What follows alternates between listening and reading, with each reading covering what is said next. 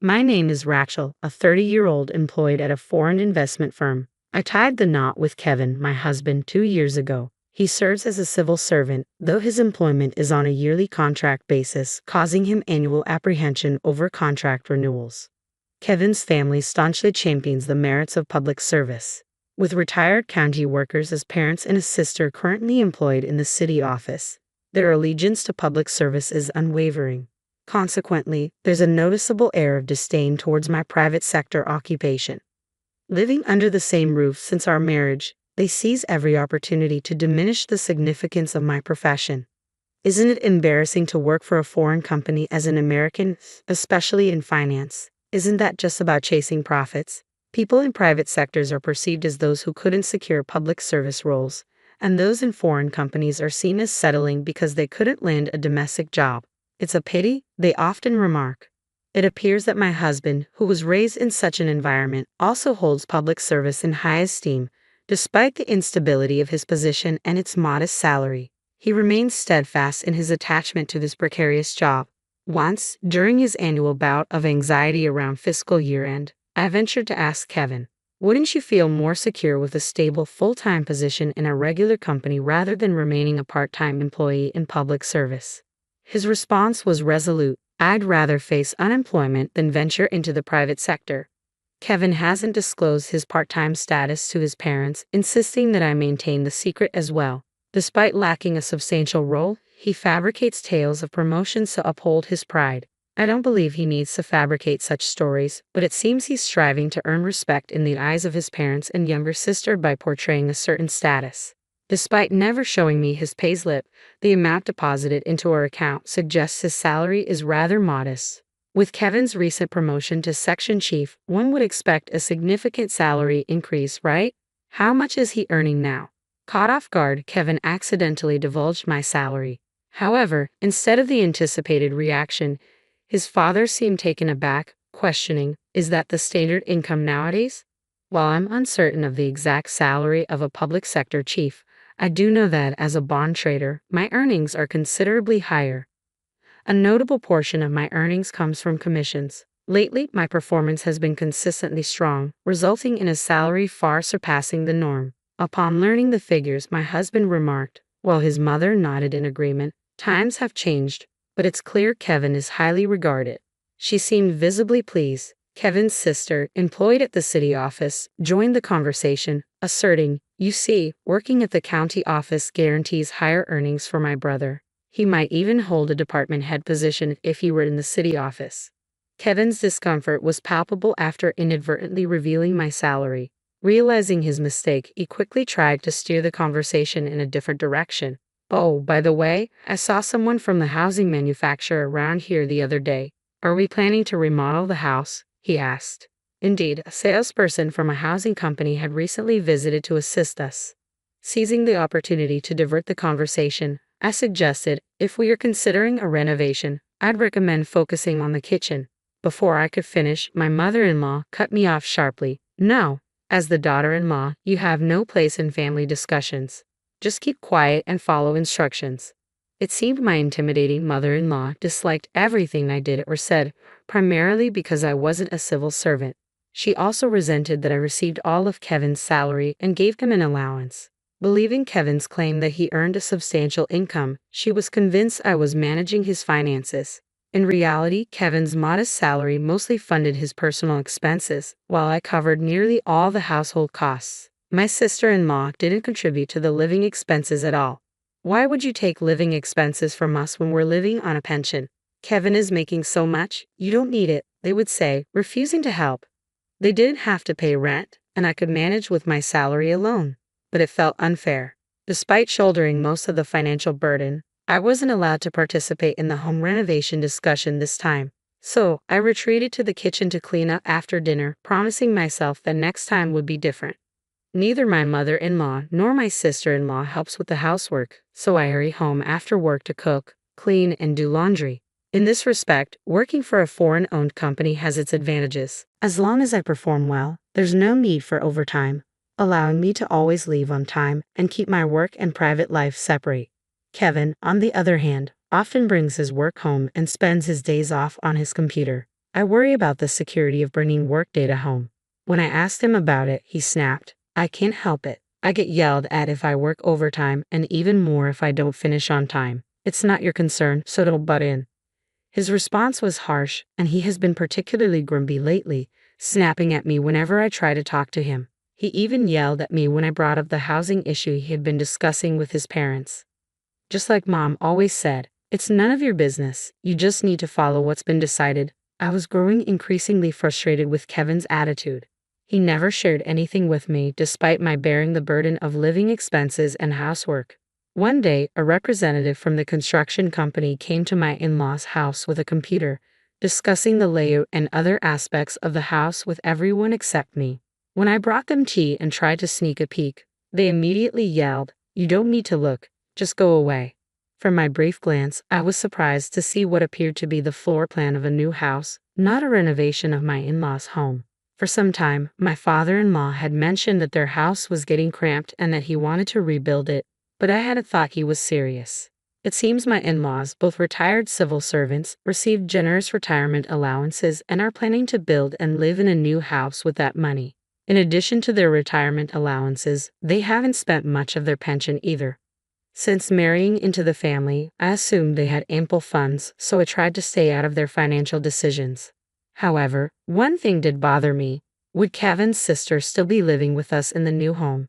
At 28, it might be time for her to get married, but there hasn't been any discussion about that. It seems highly likely she will continue living with us even after the move. This wouldn't be a problem if she helped with the housework, but she tends to dump all the chores on me and then complains about it, saying, it's too troublesome. I wish my sister-in-law would get married soon, but recently I overheard my father-in-law discussing plans with the home builder. Can we add extra rooms so that when our daughter finds a husband, they can also live here? Ideally, we'd like a house where my wife and I, our son, our daughter, and her future husband can all live together, he said. I was shocked to hear this, especially since it seemed they were planning for my sister-in-law to live with us even after she marries. I can only imagine how large a house for 3 families would need to be, and it probably wouldn't fit on their current property. Considering that the new house would be built with my in-laws' retirement fund and my sister-in-law's earnings, I have no right to complain. Still, I can't help but think about how much of a hassle it will be to clean such a large house. Then, my husband and his family decided to visit the showcase room and construction site, telling me to stay home because it's none of your business. My mother-in-law shouted at me with a nasty grin, clearly expecting a retort. She looked annoyed when I remained quiet. The construction of the new home proceeded without any information being shared with me, and my in-laws and sister-in-law started preparing to move out. My husband didn't seem to be preparing anything, so I asked, don't you need to be getting ready to move? Why would I do it? That's your job, my husband snapped back at me. I was taken aback since he hadn't even told me when and where we were moving. From then on, I started preparing for the move whenever I had time, but I made sure to separate my husband's things from mine. The whole new home move-out incident had completely shattered my trust in my husband, and I could no longer bear my mother-in-law's terrible attitude. Even when I asked my husband about our new address, he simply replied, you don't need to know. Just be prepared. From snippets of conversation during meals, I gathered that the move was imminent, but it was strange that they kept me, the wife, completely in the dark. Perhaps they thought of me as nothing more than a maid. One day, the moving service arrived, and that was when I finally learned we were moving. As I hurriedly cleaned up the breakfast dishes, my mother-in-law remarked, we're buying new ones, so you can leave those. And are you planning to move into our new home with us? In that moment, it became clear. They hadn't told me about their new home or the moving date because they intended to kick me out. As I saw my husband standing silently behind my mother-in-law, a smirk playing on his lips, I couldn't help but wonder if he shared her intentions. Well, I had anticipated something like this, so I had already packed my belongings separately, without a trace of agitation. I met her gaze squarely. I despise everything about you. From now on, we're going to live as a family without you. Do whatever you want. My mother-in-law shouted at me, her tone filled with disdain. My sister-in-law watched with indifference, perhaps expecting me to break down, and begged to stay. My mother-in-law's displeasure deepened at my lack of reaction. You're a parasite, leeching off Kevin's paycheck since the day you got married. Get out now. We need Kevin's salary to pay off the mortgage on our new home, she spat out, her words sharp with resentment. Parasites like you are a nuisance, she seethed, her anger palpable as her face flushed red. While I had already planned on leaving, the revelation about my husband's salary being used for repayment almost made me burst out laughing. My husband appeared shocked, unaware of this arrangement. He gazed at his mother, then downcast, unable to speak the truth. His reaction revealed that my in-laws intended to rely solely on Kevin, whom they perceived as a high earner, to handle the mortgage repayments without tapping into their retirement funds. The prospect of how they would manage the mortgage repayments intrigued me. With a smile, I responded, "Understood. I will divorce Kevin, and you can all move to your new place by yourselves," I declared calmly. My mother-in-law, clearly displeased with my composed demeanor, appeared as though she wanted to say more, but she was ushered out of the house by my father-in-law and sister-in-law.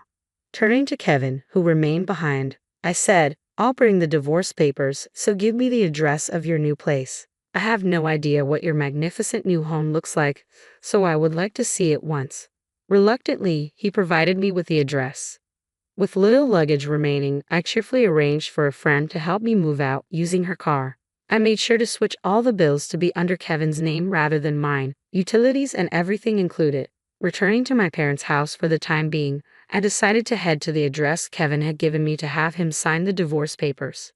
Their new house was strikingly large, designed to accommodate 3 generations, with its grand architecture looming impressively. Upon spotting me, my mother-in-law hurried over, shouting, "What are you doing here, you parasitic wife?"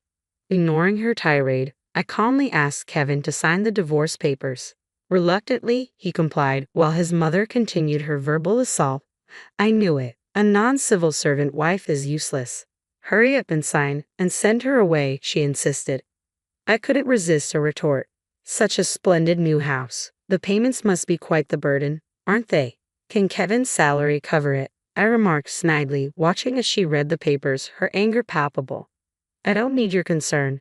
Take the divorce papers and leave immediately," she snapped once again.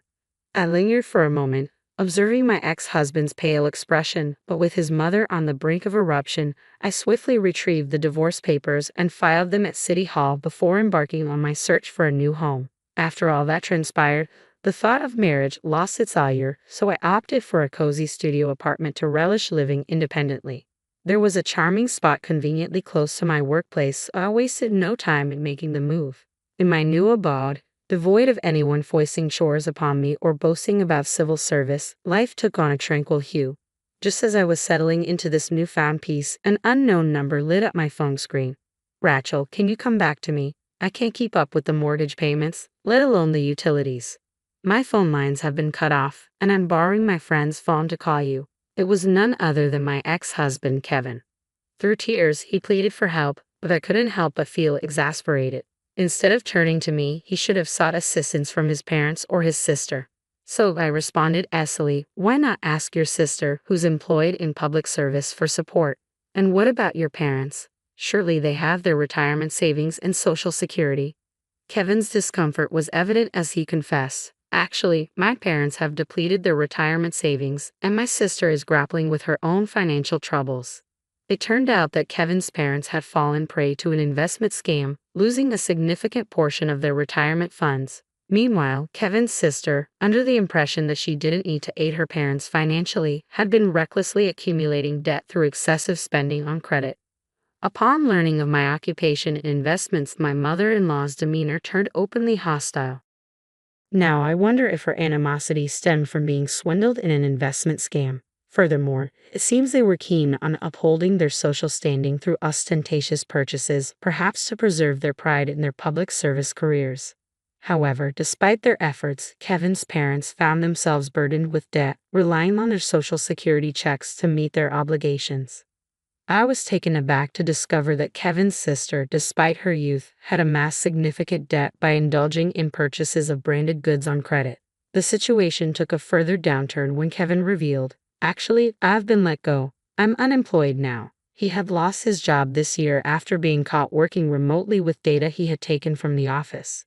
He should have heeded my warning, but it's hardly surprising, considering he was taking confidential data out of the office. Even before Kevin lost his job, his family was already grappling with financial difficulties, reliant on my income. Kevin never disclosed to his parents that he was only a part-timer. Likewise, his parents concealed the loss of their retirement funds due to a scam, and even his younger sister kept her substantial debt hidden. In their public service-oriented family, filled with pride, everyone harbored deep secrets that somehow remained hidden as long as I was around. However, after they moved to their new home and I departed, their financial struggles came to light. As a last resort, Kevin reached out to me, seeking assistance. However, I had no desire to reconcile with him, so I firmly declined and ended the call. Despite my refusal, he persisted with repeated calls but eventually ceased after I continued to ignore him. Sometime later, as I passed by their new house, I noticed a for sale sign. Upon speaking with a home builder present at the site, I learned that they were struggling to meet their mortgage payments and had to sell the property quickly. However, they still had outstanding debts. It was ironic considering how they had previously boasted about their financial stability. Yet, when faced with financial difficulties, they swiftly sold their home, placing a burden on a relative who had co-signed the loan. According to the builder, this relative worked in the private sector, exacerbating the family's embarrassment as they were now ostracized by their relatives. Their previous claims of being public servants no longer held weight, and they were looked down upon by their community.